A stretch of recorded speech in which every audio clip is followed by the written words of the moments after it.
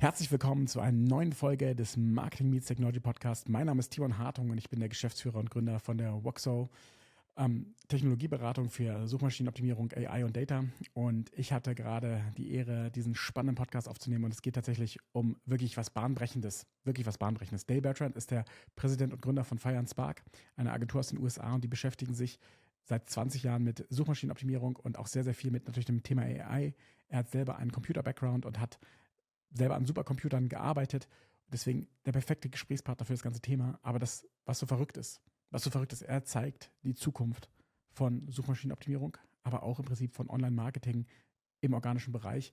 Und das ist wirklich mindblowing, weil so habe ich das noch nirgendwo gehört. Und ganz ehrlich, es ist auf der einen Seite eine krasse Opportunity und auf der anderen Seite einfach auch ein bisschen beängstigend, was da passieren wird in den nächsten, 18 Monaten.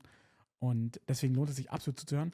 Der Podcast ist tatsächlich auf Englisch, weil Dale natürlich aus den USA kommt. Deswegen schaut ihn euch gerne an, schaut ihn euch gerne auch ein bisschen langsamer an oder übersetzt ihn euch selber mit ChatGPT. Das geht natürlich auch.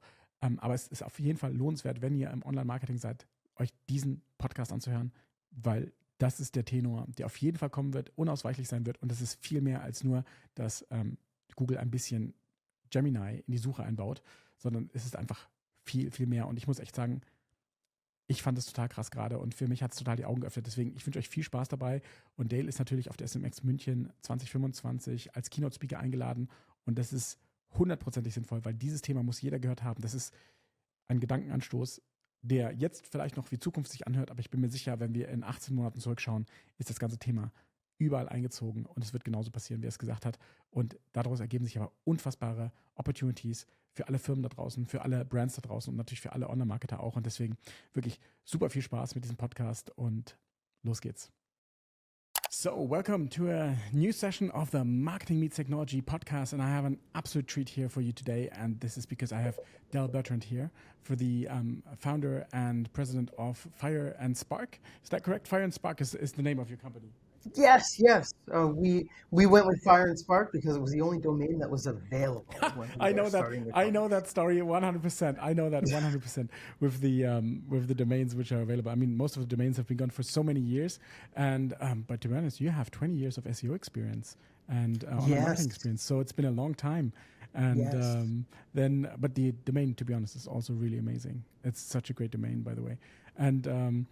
Well, we got it for $10, which is how we named the company. So that's amazing. I mean, you know the story from Google, right? They tried to register something different, and then they went to the office with a paper, and they misspelled it, and that's why it came out as Google, and then they just kept it because it was such a big hassle to do it. That is so funny. I never heard that story. But in 1996 or something like that, and it was supposed to be, I think, with different spelling, and it's a famous story, but that's really amazing. So you're an absolute expert in generative AI and SEO. You have over 20 years of experience, obviously not in AI, but in SEO and online marketing. And you're keynoting the SMX in Munich in 2025, which is going to be really, really interesting. And you're going to talk about why generative AI is going to be so amazing for inbound marketing. And I want to talk to you about that. And, well, give me a few sentences about yourself, and we'll kick off this podcast session. So I am Dale Bertrand, as everyone probably knows from now, but I have a technical background. I studied AI in grad school. So that was a long time ago, let's say 25 years ago. So 25 years ago, I was in school. I was a software developer. I was thinking about building computers, and I actually took a job building a supercomputer after college. Wow. And in grad school, we were studying AI, working on computer vision algorithms. And then you fast forward into like 10 years after school, I switched from engineering to marketing. So now instead of solving technical problems, I was solving marketing campaign issues, because the world of marketing was transitioning from traditional marketing to digital marketing. And what I find really fascinating is now the marketing world is transitioning from digital marketing to AI marketing. And that's what I'm going to be talking about at SMX. I'm going to be talking about inbound marketing and how it's changing with generative AI. That's amazing. Tell me a bit more about that, because, but also for the German audience listening, you've been at one of the more famous universities as well in the US, right? And in Germany, we all know Harvard, but which one did you go to? It's quite a famous one in the US, right? Well, I went to Brown University, which is Yeah, quite famous in absolutely. Providence, Rhode Island. So I don't know if people would have heard of it in Germany. I have actually, I mean, we obviously know in Germany, we know Stanford, we know Princeton, we know Harvard, but Brown University, for everybody who's listening, is actually quite famous as well, especially I think in the sciences. And I've heard it in different talks with several people, and that's always really, very, very cool that you went to that university, to put it that way. Yeah, I've learned a lot there. I met my wife there, Oh, wow. and I live pretty close still to Providence, Rhode Island. So I definitely had a great time there. So there's a 20-story building that's a library Wow. on campus. It's the Sciences Library, and they set up lights in all the windows so you can play Tetris on the side of that building, which is a lot of fun. So that's what I remember from college. That's so cool. And obviously, I mean, the supercomputer stuff you're working on, this is all leading up to the AI we have today. Without them, there would be no AI. Without SEO, there'd be no AI. Without the internet, there would be no AI. So it's really cool. But can you elaborate a bit on how, generative AI is reshaping inbound marketing? Because I think that's your main topic at SMX, and I just want to give it a bit more perspective for people who are thinking about coming to SMX, people who are already at SMX but thinking about attending your keynote, which everybody, of course, should. Um, Yeah, I mean, this is a fascinating topic for me because so much is changing at the same time. We know that search engine technology has been changing for a while because companies like Google are innovating around AI. They're building AI technology and integrating it with their traditional search engine. That's been happening for many, many years. But now we have generative AI. And generative AI changes the search experience. Instead of a research project, when you're looking for an answer to a question, you can get a direct answer. It can tell you the time zone a city is in, or it can tell you, give you a recipe for a specific dish that you're looking for. It can give you a direct answer to the question. What search engines used to do was give you 10 websites to go to where you get to read articles and figure out the answer for yourself and figure out what's true. That's a research project. That is not the information that you're looking for. And that changes inbound marketing because the way inbound marketing works is that we as marketers would create educational content, maybe blog articles or guides or comparison pieces, whatever it is. And that was the fuel that fed the search engine beast like Google. yeah. And when you kept the beast fed, it would treat you well and give you traffic. And that was a symbiotic relationship between marketers and search engines. But that's breaking down. It's breaking down because the search engines don't need your content. They're not sending you as much traffic as they were previously. When you create that educational content, the search engines are still happy to ingest it and use it as training for their Right. AI, which is different from back in the day when they would send you traffic in response to the content that you were creating. So now we as marketers need to figure out, well, what is next? Should we continue creating all of this content? Google's happy for you to continue creating it because they want more content to create their AI. We've been working for Google for a long time as marketers, Yeah. and making them rich. They're like a $3 trillion company now on the backs of marketers who've been doing all of that work for them. At least in the past, we were getting traffic in customers. It was a fair trade, but that's starting to go away. So now we have to figure out, well, what do we do next? And the way that I'm thinking about it is organic marketing, organic traffic, organic customers. That used to mean direct response from search engines.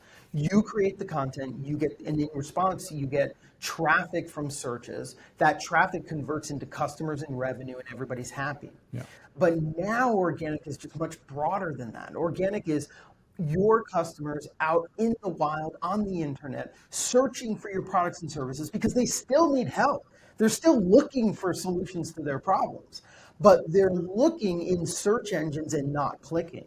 They're looking in private communities. They're looking in social media. They're asking their friends online, maybe in a WhatsApp conversation. Or they're turning to ChatGPT and having a conversation with generative AI or Perplexity. Or they're looking at a Google an AI overview and then just bouncing without ever clicking on something. So your customers are still out there. They're organically searching. They're making purchase decisions. And they're clicking on that buy button. And they're going to click on that buy button on your site or your competitor's site, but it depends on how visible you are organically.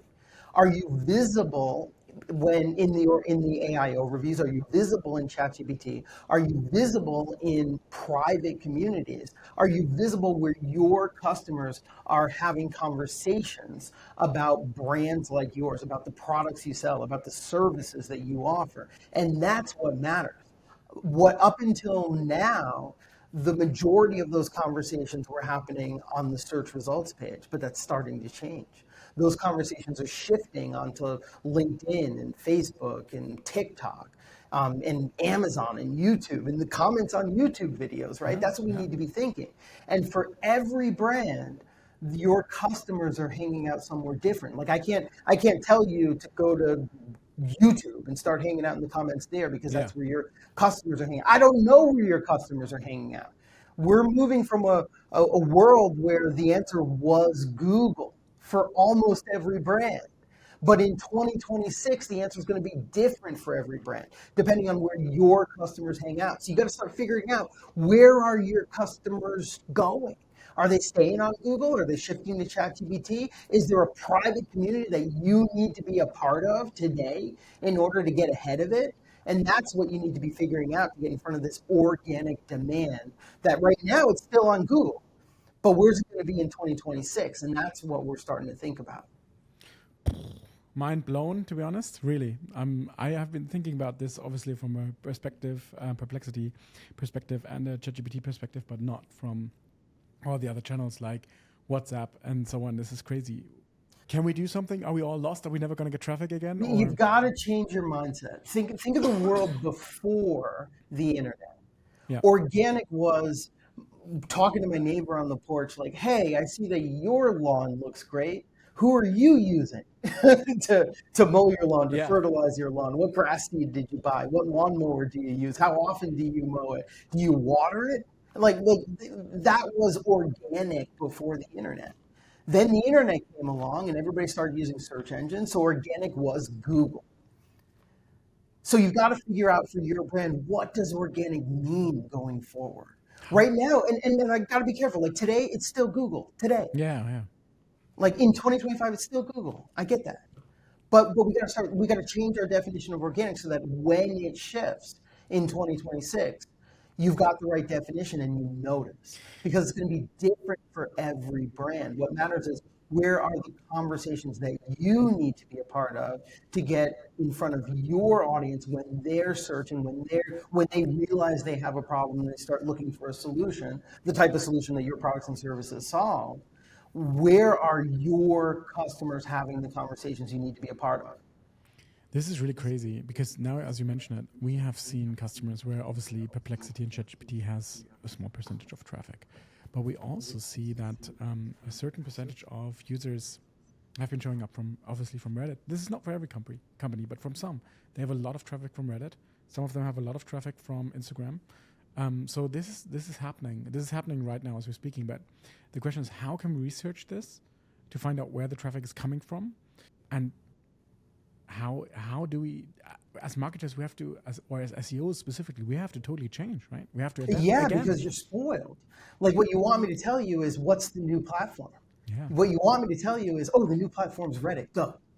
Yeah. But that might not be the answer for your brand. And then also what you want me to tell you is, well, what analytics platform do I use, do I look at to find the answer? Yeah. And it's not going to be one analytics platform. No. We have to work again. It's time. But this is but you're going to earn your paycheck. Doesn't that feel great? No, it feels actually really great because everybody's been optimizing for Google for such a long time that there's not really space anymore for new competitors or for any crazy upturn, right? There's no chance to really do something that changes the company fundamentally in profits or new customers. But what you're just saying is that there's so much opportunity.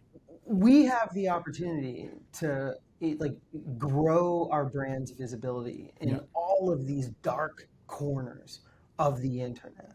These are corners of the internet where the traffic isn't measured, where the conversations aren't measured, where our brand's visibility is unseen because there's no channel for it in Google Analytics. Yeah. Like full stop. Think about how crazy that is. It's Like if it's crazy. not in Google Analytics, it doesn't exist. That is our mindset right now. That is so crazy because that is so true. So when we talk to companies, and obviously we have GDPR in Germany, and they say, hey, we only see like this amount of clicks coming through analytics. We're like, no, this is like only half of the truth. A lot of traffic is coming, but you can't see it in analytics. There's a lot of data missing in analytics. And you're absolutely right. What doesn't exist in analytics just doesn't, they're not going to invest 1 cent into it.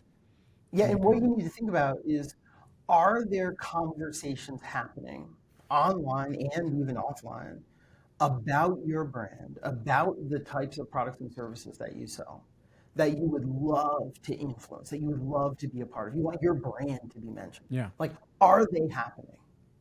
And the answer is obviously yes when you think about it. Obviously, yes. And then when you start to, then you're like, okay, well, what percentage of the conversations is measurable in Google Analytics as organic traffic from Google versus everything else? And when you start thinking about it, you're like, holy crap, what I'm measuring, what I'm looking at is probably a small percentage of all of those conversations. Yeah. And then the next logical leap is, well, wait a minute, there's a lot more going on out there that I know I can influence, and I know it would grow my brand, it would drive revenue, it would grow my customer base. I would get richly rewarded for it. Yeah. With promotions and bonuses and all that good stuff as a marketer. The only problem is I can't directly measure it. So is it worth doing? If it would get me to the promised land, it would get my business, it would grow my business, my executives would be happy with the results, but I can't directly measure it. That is So now we've got to think, like, do I have the fortitude to do it? Does my organization appreciate the fact that revenue's up, but it's not perfectly attributable? And not every organization does, right? Like that gets into like, okay, you might need a new job. No, this is if you're making good things happen and they don't recognize it, then go make good things happen somewhere else. But that is the world that we're in. 100%. This is absolutely business changing for some companies. I think in the beginning it's going to be very few who see the opportunity, who are going to take hold of it with a lot of risk on their side, obviously, because they don't know what's going to happen. And then we're going to have those that are going to step in when it's proven. And then there's going to be those who are still on Google in 2030 and haven't done anything, and they have shrunk. That's going to be the case. But this is crazy because, when TikTok came out, this was such a big platform where you could advertise and really gain a leap in front of your competitors. And now we're seeing that shift, but this time it's so big, it's so fundamental, because I don't see Perplexity and ChatGPT search going away. I don't see Reddit getting smaller, or these discussions getting smaller you're talking about, and even WhatsApp. Or iMessage, it's going to happen even more and more and more. People are going to discuss more and more and more. So it's the first time that we have to think about marketing again as a huge whole, like 360 degrees, and find out really where our community is hanging out and engage with them. I'm not sure how we're going to do this on WhatsApp, but I totally understand how that works on Reddit. Yeah, absolutely. And then, when I make this argument, where a lot of times where people go is they say, oh yeah, Dale, that makes a lot of sense, so Google must be dead. No. And it's like, no way. Like, the logical extension of this is Google's actually going to win this competition. It's just like Google's going to look different than it does today. Yeah. I actually I posted this on LinkedIn just this morning. My business for my agency, we have 25 people, so we just bought some software, so we needed 25 seats. So we spent some time researching software and negotiating our purchase of this software. And we went through 3 stages, like one stage where we were gathering information about all the different options out there. Then we went through a second stage where we were making a decision. We were evaluating, looking at the terms, we did some demos. Then we did a final stage where we were looking to make a transaction, get the final pricing, do some final negotiation, swipe the credit card. And at the beginning, for information, we were using ChatGPT and Google Deep Research. Those are AI tools, not search engines, to gather all that information. And then when we were doing the comparison, Perplexity was really the right tool because we had a few different platforms and we wanted to understand what are reviewers saying about these platforms. Are there any information out on the web that we don't know about these three platforms that you might be able to dig up? Then we did our demos. And then when it came time to transact, we went to Google because we had one that we were excited about, but we just needed to find the, talk to a salesperson link, find some more information, find some case studies, find the API because we know we're going to want to get technical with this platform. So we're on Google because we're about to transact with this company. So that's three different types of search engines that we're using during this complex sale. And that's the way that I'm thinking about search going forward, where consumers, and this is really the 2026 timeframe, for a consumer sale or even like a B2B type of sale, you can imagine that they're getting smarter. Over the last 10 years, consumers have gotten smarter where they're doing more research on their own before they engage with a brand around a sale. But that's going to intensify where consumers are going to get smarter about using different tools for different types of searches during different stages of their purchase, just like I just described. And we as marketers need to make sure that we are optimizing the right type of information, the right type of content for the right type of technology. And we need to make sure we know what types of technology our customers are using, because that's going to be different for every market. You can imagine an impulse buy where somebody's going online, hey, I need some diapers. Yeah. That's a very different search from somebody who's buying a commercial water filtration system for a brewery that might cost $500,000. And it's just very different, right? So I can't tell you the search platform your customers are using, and I can't tell you the platforms where they're hanging out and having conversations about your brand and about the types of products and services that you sell. But you as a marketer need to learn the tools and the skill set to figure that out, because there's so much opportunity. So much opportunity. These are greenfield opportunities because so few marketers understand the shift that is underway. This is actually amazing, and I love that you're presenting this as a keynote, because I think this is like 1000% keynote material, because people need to hear this. Not many people are talking about this. I think you're the first person I've heard talk about this, and this is even further than just Perplexity and ChatGPT. So I'm really blown away by this, and thank you for opening my mind to this, because this is actually going to change our approach for the next services we're going to offer to our clients to help them grow, because it is really a green field. Nobody's playing that yet, or only you are playing it yet, and just a few agencies are really taking advantage of this. So this is basically something where even a smaller brand can really grow fast, because they can use this advantage to their own with little marketing budgets. Yeah, I love it. And I'm looking forward to grabbing a beer in Munich. So I'm looking forward to seeing everybody and hanging out. Absolutely. Where can people actually get in touch with you before and after the show? Like, is like LinkedIn the best way to reach out to you? Yeah, I hang out on LinkedIn. Our website is fireandspark.com, all spelled out. And if you want to reach out to me directly, I'm Dale@fireandspark.com or LinkedIn. And if you're coming to SMX in Munich, like definitely let's meet up in person. Yeah. So reach out to me, let me know you're going to be there. Should be a great event. Amazing. So definitely everybody who's listening to this, you should come to SMX, and you should definitely listen to the keynote from Dale, because this is going to be way more content than that. And I think he's going to show you some solutions, some examples where this is going, and this is the future of online marketing, to be honest. And organic is going to get way bigger than it has been before, and way more opportunity in organic. So see you all there. And Dale, thank you for your time. See you soon in Munich. And man, I'm looking forward to talking to you more about generic AI and all the things that's coming. All right. Well, thank you. Thanks for having me today, and I'll see you in Munich. Take care. Bye-bye, and talk soon. Bye-bye.